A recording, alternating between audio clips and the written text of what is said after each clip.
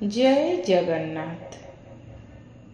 न कार्तिक समो मासो न कृतेन समं योगं न देव सदृशं शस्त्रं न तीर्थगंगया समं।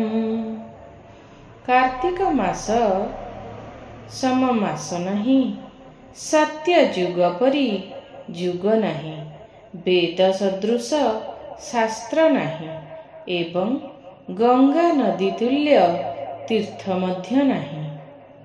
वर्षरे आमर 12 मास पड़ी थाए। कार्तिक मास सबुठारु पुण्य मास। एही मासरे घरे घरे गाँ सहर मंदिर एपरिकी श्रीक्षेत्र रे मध्य प्रतिटी रेणु पवित्र होइथाए हरिध्वनि रे। श्रीक्षेत्रर प्रतिटी धूଳି कणिकारे भरी रही थाए महाप्रभुंकर बासना। एही समयरे आम महाप्रभु राई दामोदर बेशरे सज्जित हुअन्ति। आश्विन शुक्ल एकादशी ठारू कार्तिक शुक्ल दशमी पर्यंत आम महाप्रभु राई दामोदर बेशरे सज्जित हुअन्ति। पंचुक 5 दिन प्रभु लक्ष्मी नारायण बेशरे सज्जित हुअन्ति। ए जो राई दामोदर बेश ये काहिंकी हुए, राई किए, आसंतु जानिबा। जहा पई महाप्रभु राई दामोदर बेशरे सज्जित हुअन्ति ओ एई समय रे महाप्रभु को गोटे अलगा भोग मध्य लागि करा जाए, बाळ भोग ताकू कहंती। तेणु आसंतु आमे प्रभु काहिंकी राई दामोदर बेश हुअन्ति से कथा आमे जानिबा। दिने बड़ पंडा वार्धक्य हेबारु आ पाळी खटिबाकू जाई परिबेनी बोली चिंता कले। तांकर बहुत मन दुख हैला, कारण से दीर्घ वर्ष धरी प्रभुंकर सेवा करि आसुथिले। तेणु से रत्न सिंहासन तले ठिया होई महाप्रभु को यही कथा जणाइले ओ कहिले, हे प्रभु, एते दिन सेवारे जदि मोर किछि भूल थाए तेबे क्षमा करिदेबे। मोर वार्धक्य आसिलाणी, तेणु मु बोध हुए आउ सेवा करिबाकू ठीक समय रे आसी परिबिनी। तापरे महाप्रभु जगन्नाथ बड़पंडा को देखा देई कहिले, हौ शरीर वार्धक्य अवस्था पहुंचीबारे तुमर किछि कर्तृत्व नाही। तुमे एते दिन मोर मन प्राण देई सेवा करिल, मु सेथिरे बहुत खुशी। तुमे जेउ बर मागिबो मु देबी, तुमे बर माग। बड़पंडा कहिले, मु तो तुमको एते दिन धरी दर्शन कली, मन देई सेवा कली, एहाठारु अधिक पुण्य आ कोन अछि? तथापि प्रभु कहिले, तुमे बर माग।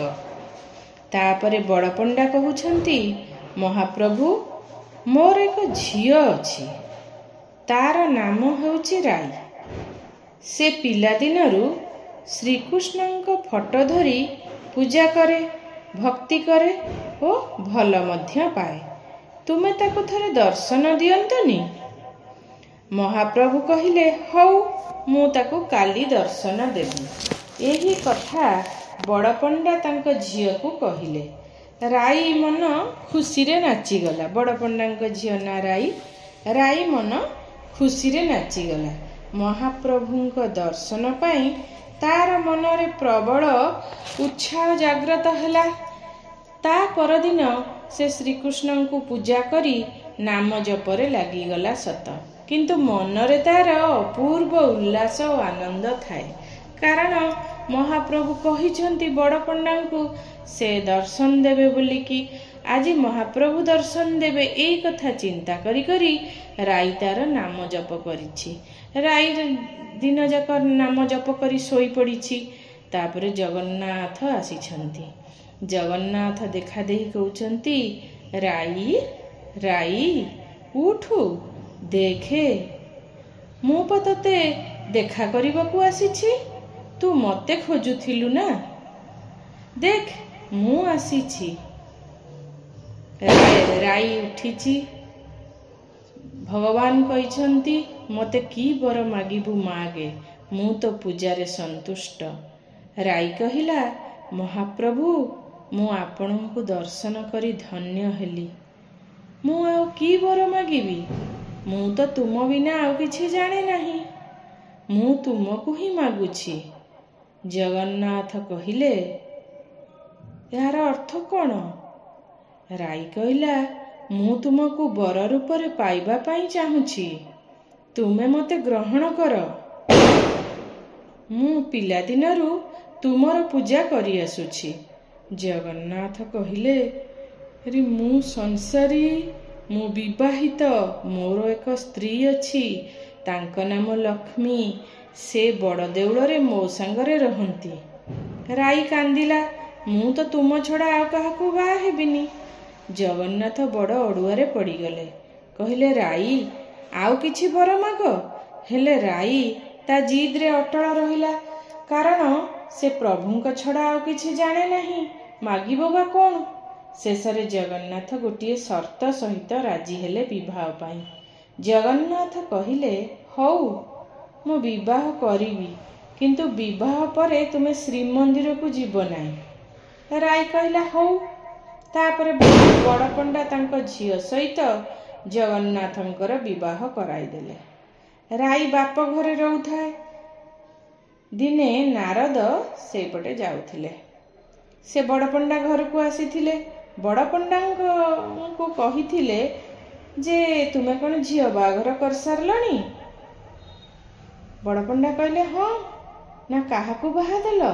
ବଡ଼ ପଣ୍ଡା କହିଲେ, ମୁଁ ଜଗନ୍ନାଥଙ୍କୁ ବିବାହ ଦେଇଛି, କିନ୍ତୁ ସେ ମହାପ୍ରଭୁ କହିବା ଅନୁସାରେ ମୋରି ଘରେ ମୋର ଝିଅ ରହୁଛି, ବଡ଼ ଦେଉଳକୁ ଯିବ ନାହିଁ। ନାରଦଙ୍କୁ ଯେତେବେଳେ ବଡ଼ ପଣ୍ଡା ମନ ଦୁଃଖରେ କହିଛନ୍ତି, ନାରଦ ଗୋଟିଏ ସମାଧାନର ବାଟ କାଢ଼ିଲେ। ନାରଦଙ୍କ କହିବା ଅନୁସାରେ ଲକ୍ଷ୍ମୀ ଶ୍ରୀମନ୍ଦିରରେ ଯାହା ସବୁ କାମ କରନ୍ତି, ଭୋରୁ ଭୋରୁ ସକାଳୁ ସକାଳୁ ପ୍ରାତଃକାଳରୁ ରାଇ ସେସବୁ ଯାଇ କରିବ। ଯଦି ଲକ୍ଷ୍ମୀ ଦେଖିଲେ ଓ ପଚାରିଲେ ସବୁ ସତ କଥା କହିଦେବ। ରାଇ ସବୁଦିନ ଯାଇ ଶ୍ରୀମନ୍ଦିରରେ ସେବା ଆରମ୍ଭ କଲେ। ଏମିତି ସେବା କରୁ କରୁ ଦିନେ ମହାଲକ୍ଷ୍ମୀଙ୍କ ସହ ଦେଖା ହୋଇଗଲା। ମହାଲକ୍ଷ୍ମୀ ପଚାରିବାରୁ ସବୁ ସତ କଥା କହିଦେଲା ରାଇ। ମହାଲକ୍ଷ୍ମୀ ଜୋରରେ ରାଗି ପାଟି କରି ଉଠିଲେ। ଜଗନ୍ନାଥ ମହାପ୍ରଭୁ ଓ ବଳଭଦ୍ର ଆସିଲେ, ସାନ୍ତ୍ୱନା ଦେଲେ। ତାପରେ ସେହି ସମୟରେ ନାରଦ ଆସି ପହଞ୍ଚିଲେ। ବଳଭଦ୍ର ନାରଦଙ୍କୁ ଏହାର ସମାଧାନ କରିବାକୁ କହିଲେ। ନାରଦ କହିଲେ, ଜଗନ୍ନାଥ ମହାପ୍ରଭୁ ବର୍ଷକୁ 25 ଦିନ ରାଇ ପାଖରେ ରହିବେ। ବର୍ଷରେ ଜମା 25 ଦିନ, ତେଣୁ ଜଗନ୍ନାଥ ରାଇଙ୍କ ପାଖରେ ରହନ୍ତି। ଆଉ ସବୁଦିନ ଲକ୍ଷ୍ମୀଙ୍କ ସ୍ୱାମୀ ହୋଇ ରହିବେ। ଏହି କାର୍ତ୍ତିକ ମାସର ଏଇ ଯେଉଁ 25 ଦିନ ମହାପ୍ରଭୁ ଜଗନ୍ନାଥ ରାଇଙ୍କ ପାଖରେ ରୁହନ୍ତି। ତେଣୁ ମହାପ୍ରଭୁ ରାଇ ଦାମୋଦର ବେଶରେ ସଜ ହୁଅନ୍ତି। ପୁନଶ୍ଚ ନାରଦ କହିଲେ, ଯେଉଁ ବ୍ୟକ୍ତି କାର୍ତ୍ତିକ ମାସର ବ୍ରତ ନିଷ୍ଠାର ସହ କରନ୍ତି ଓ ରାଇ ଦାମୋଦରଙ୍କୁ ପୂଜା କରନ୍ତି, ସେମାନେ ବୈକୁଣ୍ଠକୁ ଯାଇ ବିଷ୍ଣୁଙ୍କ ସାନ୍ନିଧ୍ୟ ପାଆନ୍ତି। କାର୍ତ୍ତିକ ମାସର ବ୍ରତ ହବିଷ୍ୟାଳୀ ମାନେ ଆମର ପୁରୀରେ କରନ୍ତି। ସେ ବ୍ରତ କଠିନ ବ୍ରତ। ଗୋଟିଏ ଓଳି ଖାଇ ଅବଢ଼ା ସେ ବ୍ରତ କରନ୍ତି। ଏହି କାର୍ତ୍ତିକ ମାସରେ ମଧ୍ୟ ମହାପ୍ରଭୁଙ୍କ ପାଖରେ ବାଳଭୋଗ ହୁଏ। ଏଥିରେ ଖଇ, ନଡ଼ିଆ, କୋରା, ଫଳ, କାକୁଡ଼ି, ସେଉ ଏମିତି ସବୁ ଭୋଗ ହୁଏ। ଏଇ ରାଇ ଦାମୋଦର ବେଶ ଦେଖିବାକୁ ବହୁତ ସୁନ୍ଦର। ଏଇ ବେଶରେ ମହାପ୍ରଭୁ ଜମା ଏଇ 25 ଦିନ ବର୍ଷରେ ଦେଖା ଦିଅନ୍ତି। ତେଣୁ ଲୋକ ବହୁତ ଭିଡ଼ ହୁଅନ୍ତି। ଏହି ବେଶରେ ମହାପ୍ରଭୁ ତ୍ରିକଳ୍ପ ପରିଧାନ କରିବା ସହ ତ୍ରିମୁଣ୍ଡିରେ ବାଉଁଶ ପାତିଆ ଓ କନାରେ ନିର୍ମିତ ଚୂଳ ପରିଧାନ କରନ୍ତି। ଚୂଳର ଶୀର୍ଷରେ ଥାଏ ଚନ୍ଦ୍ରିକା, କଣ୍ଠରେ କୁଣ୍ଡଳ, କଟିରେ ଓଡ଼ିଆଣୀ, କମରପଟି, କଣ୍ଠରେ ଘାଗଡ଼ା ମାଳି ସହ ସୁବର୍ଣ୍ଣର ନଳିଭୁଜ ଧାରଣ କରନ୍ତି। ଏହି ବେଶରେ ଶ୍ରୀ ମହାପ୍ରଭୁ ବିଭିନ୍ନ ବାରରେ ମଧ୍ୟ ବିଭିନ୍ନ ରଙ୍ଗର ପାଟି ପିନ୍ଧନ୍ତି, ବସ୍ତ୍ର ପିନ୍ଧନ୍ତି। କାରଣ ଆମର ମହାପ୍ରଭୁ ଯେମିତି ବସ୍ତ୍ର ପିନ୍ଧନ୍ତି ସେମିତି ଖାଦ୍ୟ ବି ଖାଆନ୍ତି। ରବିବାର ନାଲି ପିନ୍ଧନ୍ତି, ସୋମବାର ଧଳାରେ କଳା ଛିଟ, ମଙ୍ଗଳବାରରେ ବାରପାଟିଆ, ବୁଧବାର ନୀଳ, ଗୁରୁବାର ହଳଦିଆ, ଶୁକ୍ରବାର ଶୁକ୍ଳ ବସ୍ତ୍ର ଓ ଶନିବାର କଳା ରଙ୍ଗ ପାଟ ବସ୍ତ୍ର ଲାଗି ହୁଅନ୍ତି। ଏହି ରାଇ ଦାମୋଦର ବେଶ 25 ଦିନ ସରିବା ପରେ ଯେଉଁ ପଞ୍ଚୁକ 5 ଦିନ, ସେଇଟା ତ ସମସ୍ତେ ପ୍ରାୟ ବ୍ରତ କରନ୍ତି। ପଞ୍ଚୁକ 5 ଦିନ ହବିଷ ଅନ୍ନ ଭୋଜନ କରି ରହିବା ଉଚିତ। ଯେଉଁମାନେ କାର୍ତ୍ତିକ ମାସ ନ କରିପାରୁଛନ୍ତି ସେମାନେ ଏଇ ପବିତ୍ର ପଞ୍ଚକ 5 ଦିନ ମଧ୍ୟ କଲେ ପ୍ରଭୁଙ୍କ ସାନ୍ନିଧ୍ୟ ପାଇପାରିବେ। ଆଉ କିଛି କାର୍ତ୍ତିକ ପୂର୍ଣ୍ଣିମା ଦିନ ବି କରନ୍ତି। ତେଣୁ ଯାହା ହେଲେ ବି କାର୍ତ୍ତିକ ମାସ ହେଉଛି ଦାନ ପୁଣ୍ୟର ମାସ। କାର୍ତ୍ତିକ ମାସରେ ଆମେ ନିଜକୁ ଭଗବାନଙ୍କ ପାଖରେ ସମର୍ପି ଦେବା ଉଚିତ। ନିଜେ ନିଜର ହୋଇ ନ ରହି ନିଜେ ଭଗବାନଙ୍କର ଅଂଶ ବୋଲି ନିଜକୁ ଚିନ୍ତା କରି ଭଗବାନଙ୍କ କାର୍ଯ୍ୟରେ ନିଜକୁ ଲାଗି କରିବା ଉଚିତ। ଏହି ସମୟରେ ଆକାଶ ଦୀପ ଉଠେ, ଭଗବାନଙ୍କ ପାଖରେ ବହୁତ ଭୋଗ ରାଗ ହୁଏ, ସମସ୍ତେ ଦେଖିବାକୁ ଯାଆନ୍ତି, ଭୋଗ ପାଆନ୍ତି, ଅବଢ଼ା ପାଆନ୍ତି ଏବଂ ନିଜେ ଆନନ୍ଦ ଲାଭ କରନ୍ତି। ଏହା ହିଁ ଜୀବନର ଠିକ୍ ସମୟ ବୋଲି ଆମେ ଗ୍ରହଣ କରିପାରିବା। ତେଣୁ ଆମେ ସମସ୍ତେ କାର୍ତ୍ତିକ ମାସରେ ଭଗବାନଙ୍କର ପୂଜା କରିବା, ତାଙ୍କର ବାଣୀ ଶୁଣିବା, ତାଙ୍କରି ପାଖରେ ନିଜକୁ ସମର୍ପଣ କରିଦେବା। ଜୟ ଜଗନ୍ନାଥ। ମୋ ପ୍ରଭୁ ଜଗନ୍ନାଥ ସେ ଯେ କମଳାକାନ୍ତ, ପୁରୁଷୋତ୍ତମ କ୍ଷେତ୍ରବାସୀ। ମୋ ପ୍ରଭୁ ଜଗନ୍ନାଥ ସେ ଯେ କମଳାକାନ୍ତ, ପୁରୁଷୋତ୍ତମ କ୍ଷେତ୍ରବାସୀ। ତା ନାମ ଗାଇ ଯିବ ମୋ ଦିନ ସରିଯିବ। ତା ନାମ ଗାଇ ଯିବ ମୋ ଦିନ ସରିଯିବ। ତା ପାଦ ପଦ୍ମେ ଅଛି ଭରସି। ମୋ ପ୍ରଭୁ ଜଗନ୍ନାଥ ସେ ଯେ କମଳାକାନ୍ତ, ପୁରୁଷୋତ୍ତମ କ୍ଷେତ୍ରବାସୀ। ଯୁগে ଯୁগে ଶ୍ରୀ ହରି ଭକତ ଦୁଃଖ ହାରି। ଯୁগে ଯୁগে ଶ୍ରୀ ହରି ଭକତ ଦୁଃଖ ହାରି। ଭକତଙ୍କ ଦୁଃଖୀ ଜନ ପ୍ରାଣ, କାହା ଦୁଃଖରେ ଦୁଃଖୀ, କାହା ସୁଖରେ ସୁଖୀ। କାହା ଦୁଃଖରେ ଦୁଃଖୀ, କାହା ସୁଖରେ ସୁଖୀ। ମୋ ପ୍ରାଣ ତାକୁ ସମର୍ପିଛି। ମୋ ପ୍ରଭୁ ଜଗନ୍ନାଥ ସେ ଯେ କମଳାକାନ୍ତ, ପୁରୁଷୋତ୍ତମ କ୍ଷେତ୍ରବାସୀ।